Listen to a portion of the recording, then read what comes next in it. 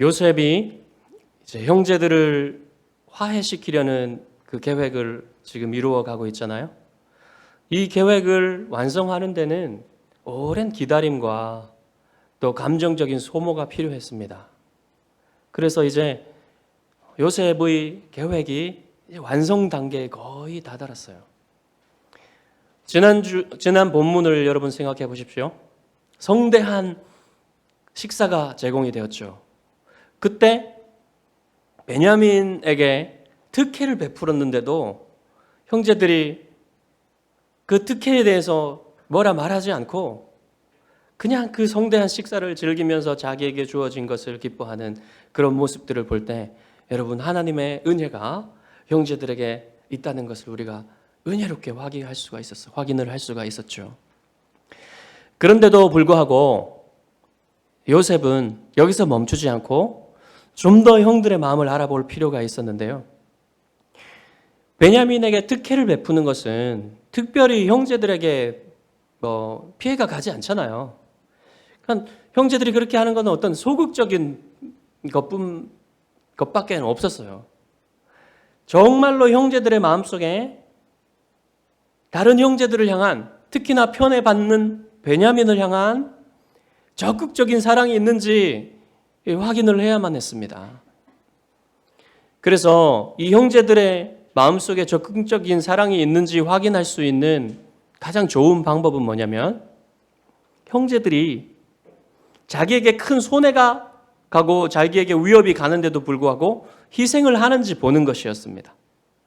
그래서 요셉은 이제 그런 세팅을 해가지고 테스트를 하는 거예요. 이제 여러분, 때는, 어제는 성대한 식사를 하고, 이제 어제가 아니라 오늘, 여전히 오늘입니다. 제가 지금 하고 있는 말들은 여전히 오늘입니다. 그러니까 식사가 끝나고 나서 형제들에게 편안한 숙소를 제공했어요. 이제 잘 수 있도록, 쉴 수 있도록 숙소를 제공하고는 청지기에게 무엇을 이제 지시를 하냐면, 형제들의 각 자루에다가 가져갈 수 있을 만큼 최대한 양식을 다 채워 넣으라고 합니다. 그리고 형제들의 그 자루 아귀에다가 각각 돈을 집어넣으라 그래요. 지난번처럼. 그리고 마지막으로 그 청년 베냐민의 자루에다가는 돈뿐만 아니라 요셉의 은잔을 집어넣으라고 합니다.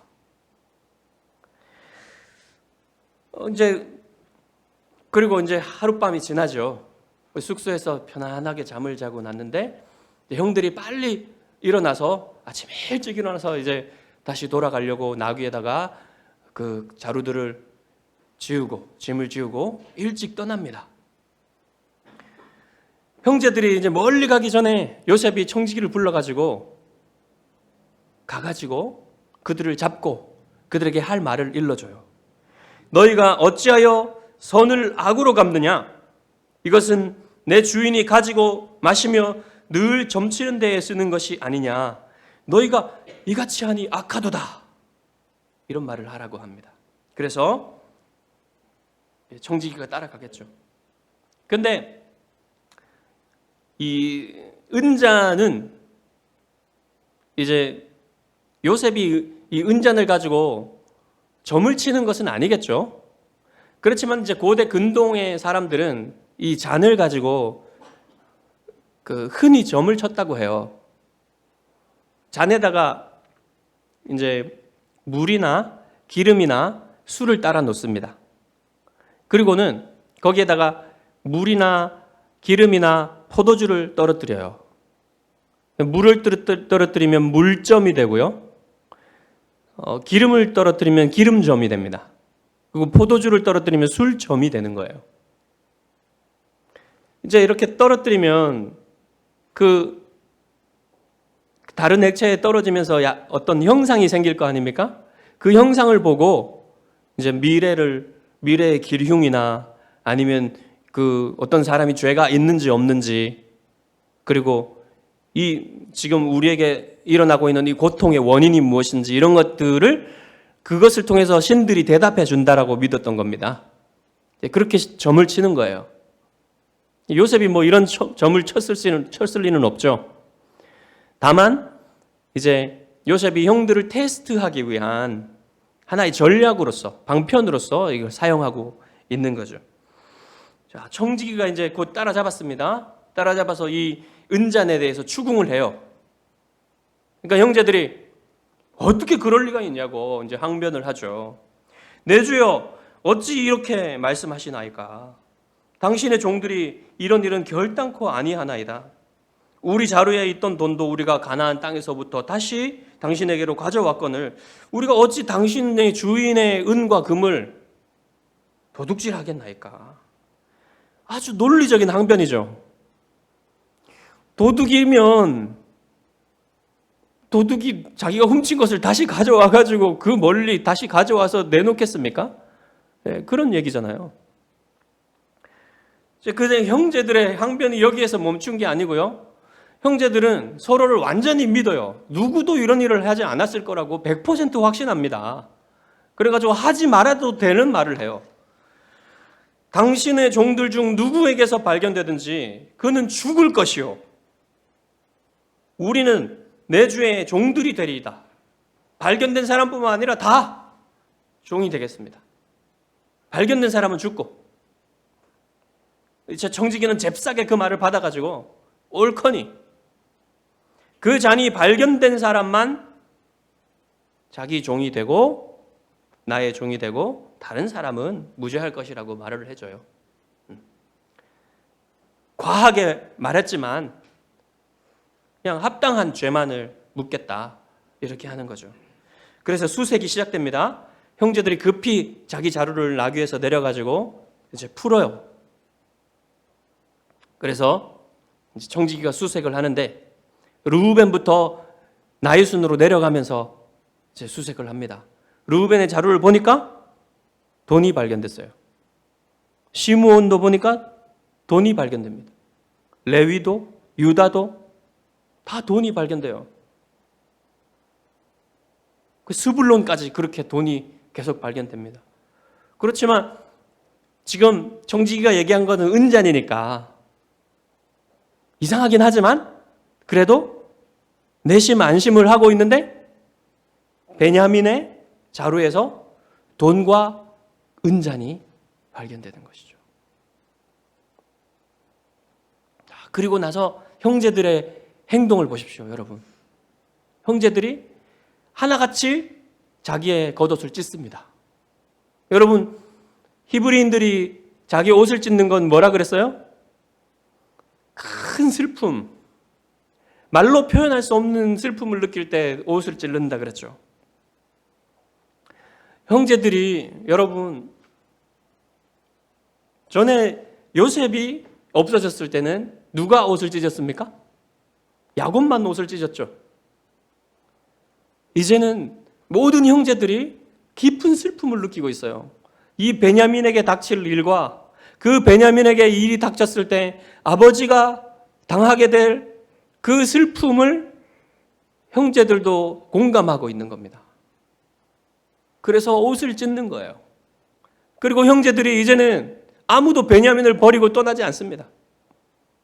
다 슬픔 가운데 울면서 다시 요셉에게로 돌아갑니다. 때는 아직도 이른 아침이었어요.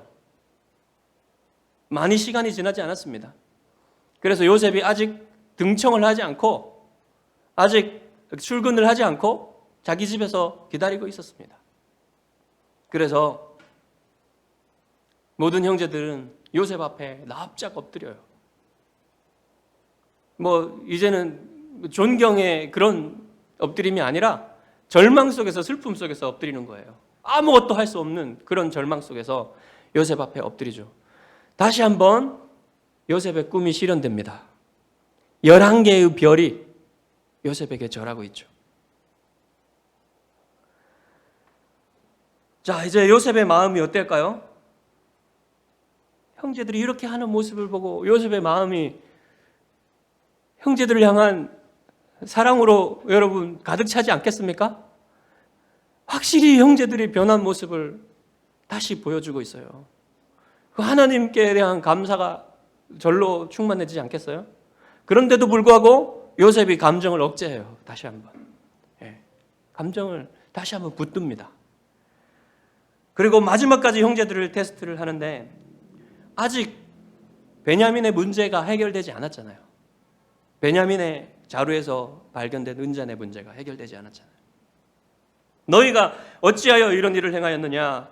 나 같은 사람이 점을 잘 치는 줄을 너희는 알지 못하느냐? 못하였느냐? 그토록 관대했던 이 애굽의 제2인자의 입에서 이제 심판의 말이 나오니까 절망스럽죠.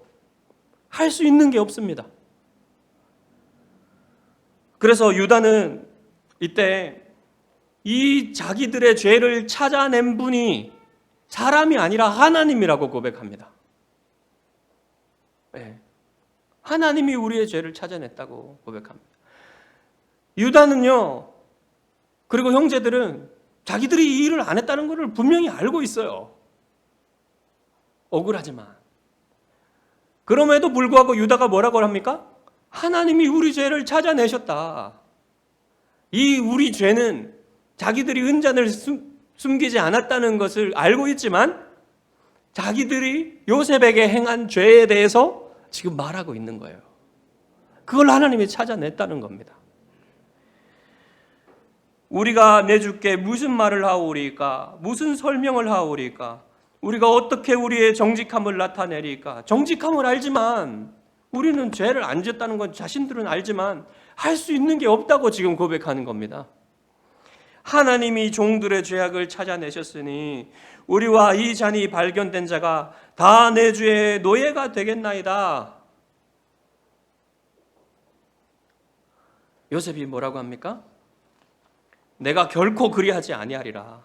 잔이 그 손에서 발견된 자만 내 종이 되고 너희는 평안히 너희 아버지께로 도로 올라갈 것이니라.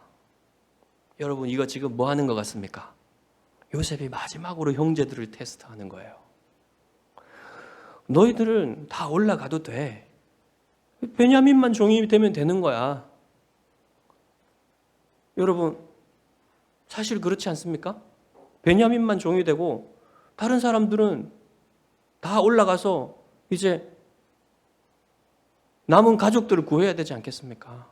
이렇게 하면 깨끗한 거예요.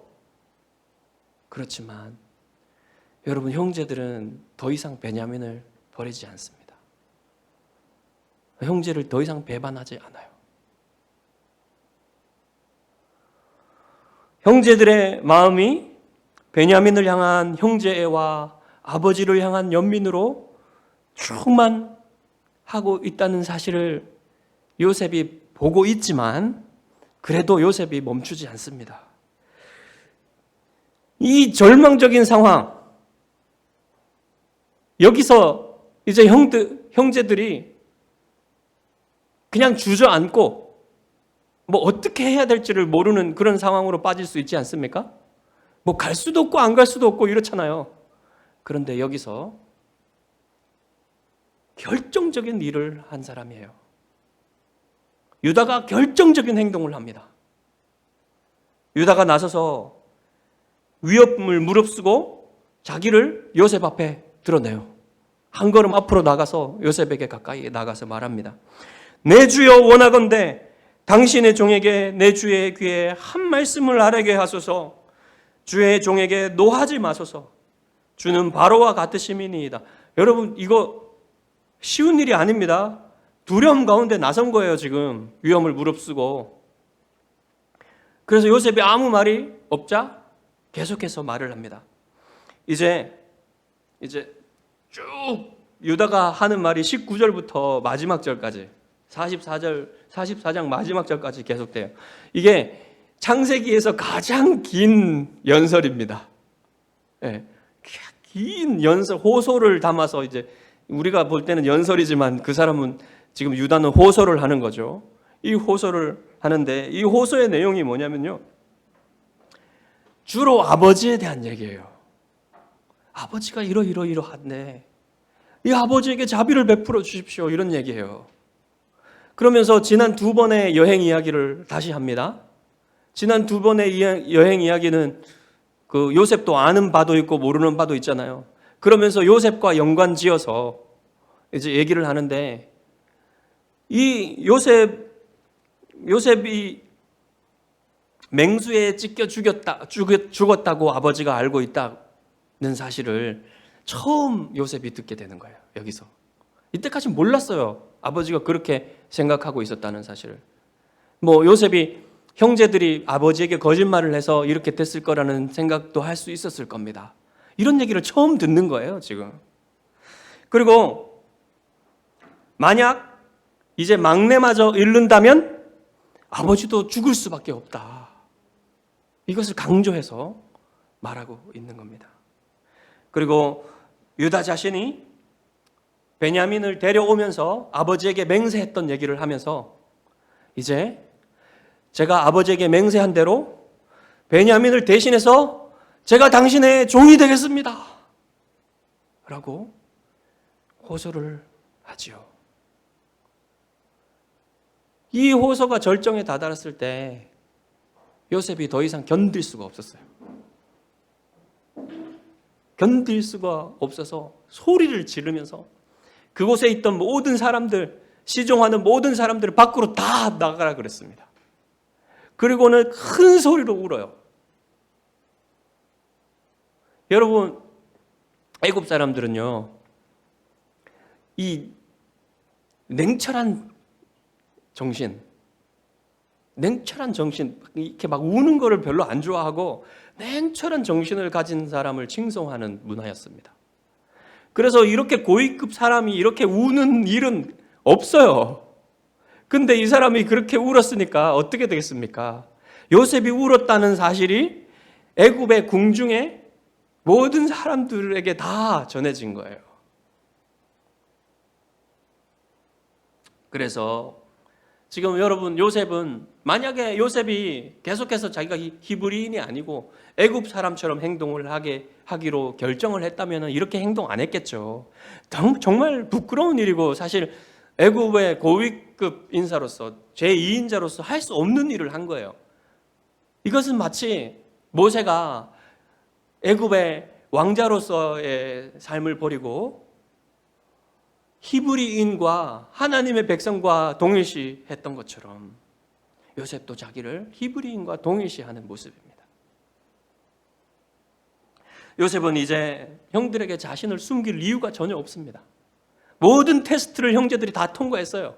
이제 무의미해요, 더 이상. 그래서 나는 요셉이라 내 아버지께서 아직 살아계십니까?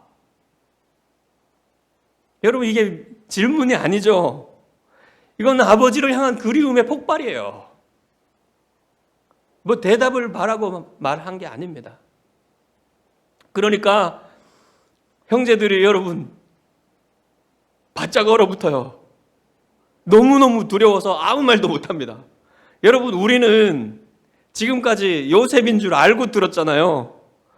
근데 이 사람들은 전혀 모르고 지금 이때까지 온 거예요. 얼마나 놀랐겠습니까? 이 놀란 게요, 온몸이 얼어붙을 정도로 놀란 겁니다.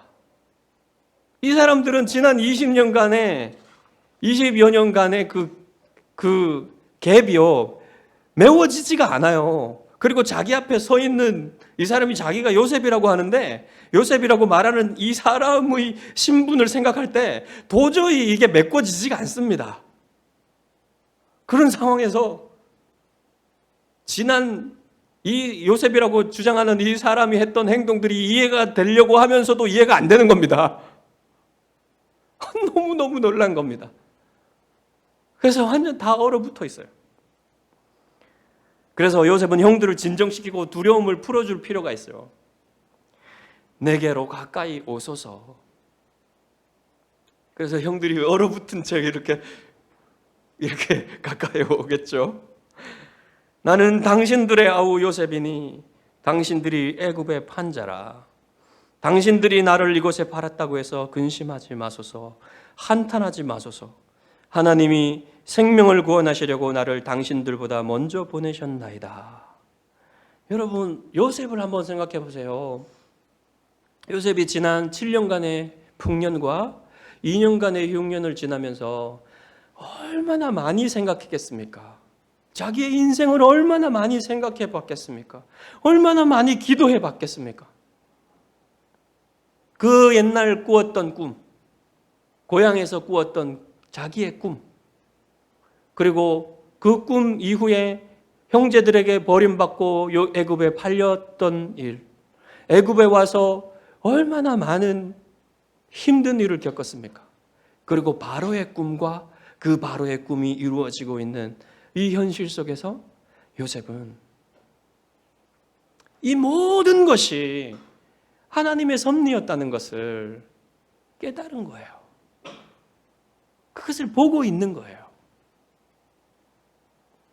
그래서 그 깨달은 것을 지금 형제들에게 말해주고 있는 겁니다.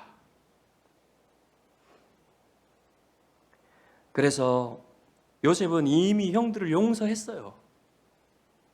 요셉이 여러분 형제들을 용서하지 못해가지고 이렇게 한 게 아니잖아요. 지금까지 화해를 위해서 이렇게 해왔잖아요.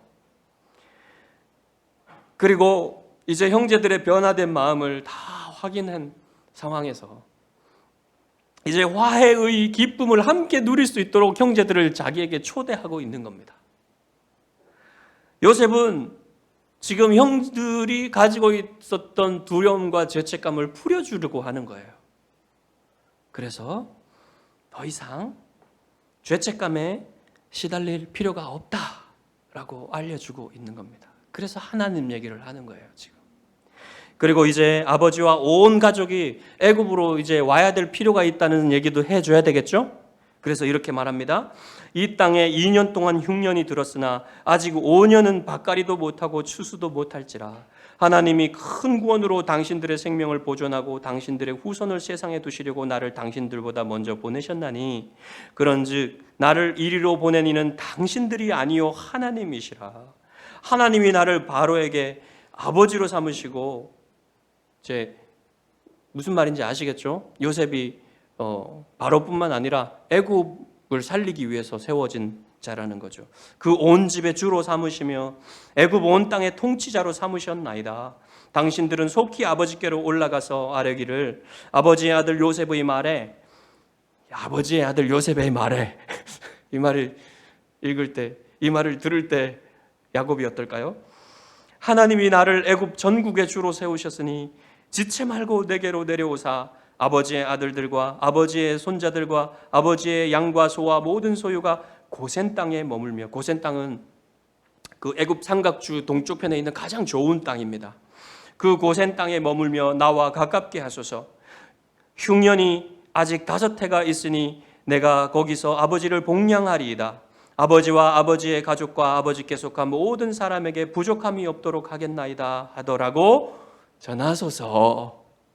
이렇게 전하라는 겁니다. 아버지에게. 여러분, 이 말들을 보세요. 요셉의 말들 속에 형제들을 향한 원망이나 미움이 하나라도 있습니까? 하나도 없잖아요. 하나님의 뜻에 대한 믿음과 이제 앞으로 이 가족을 구하기 위해서 어떻게 해야 되겠다는 계획 외에는 아무것도 없어요. 이 상황이 너무나 놀랍습니다. 형제들은 이렇게 많은 얘기들을 요셉이 쏟아 놓았는데도 아직도 아무 말도 못해요. 형제들이. 여러분, 한마디도 아직도 못하고 있습니다. 형제들이. 그래서 요셉은 다시 한번 형들을 안심시키며 자기의 뜻을 전해야 돼요. 그래서 이렇게 말합니다. 당신들의 눈과 내 아우 베냐민의 눈이 보는 바, 당신들에게 이 말을 하는 것은 내 입이라. 내가 내 입으로 지금 요셉이 하는 말이다라는 것을 이렇게 말하면서 안심을 시켜줘야 돼요. 당신들은 내가 애굽에서 누리는 영화와 당신들이 본 모든 것을 다 내 아버지께 아뢰고 속히 모시고 내려오소서. 이렇게 하고 나서 이제 요셉이 베냐민에게 가가지고 목을 서로 어금맡겨서 웁니다. 그리고 나서 르우벤부터 형제들에게 다 가가지고 입맞춤을 하고 서로 안고 울어요. 그때에야 그때야 형들이 이제 말을 해요. 보세요. 그때야 말을 한다 그러잖아요. 마지막 절에, 44장 마지막 절에. 무슨 말을 했겠습니까, 여러분, 형제들이? 미안하다. 너무너무 미안하다. 그러지 않았겠어요, 여러분? 예. 다 한 사람 한 사람이 다 그랬을 겁니다. 예, 요셉에게. 이제 감정적인 화해가 이루어지는 거예요. 이제 화해가 완성되는 겁니다.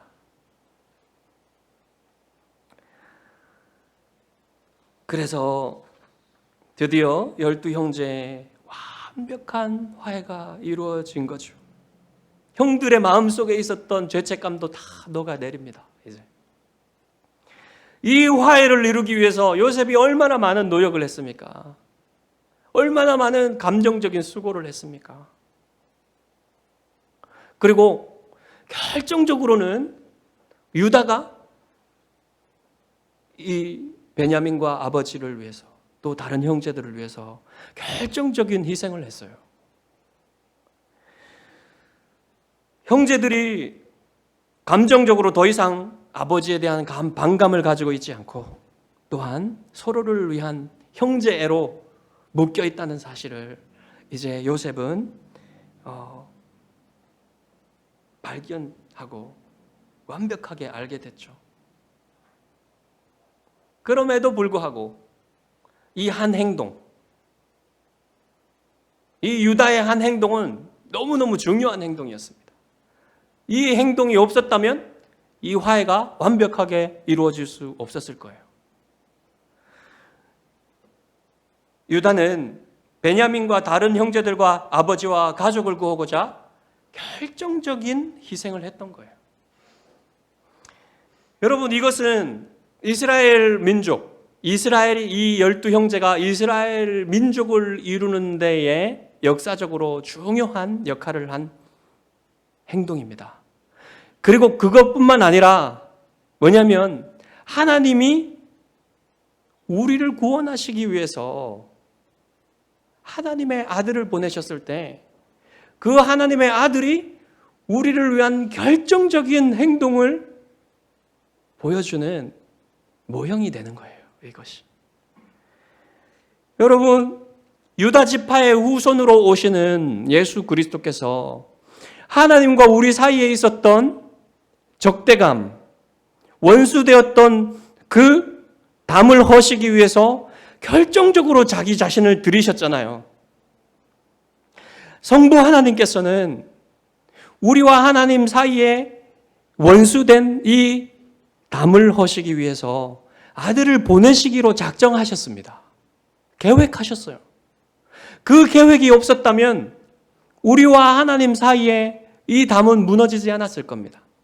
그리고 또한 하나님이 계획해 놓으셨을지라도 하나님의 아들이 오셔서 결정적으로 자기를 십자가에 희생하시지 않았다면 우리와 하나님 사이에 화목은 이루어지지 않았을 겁니다.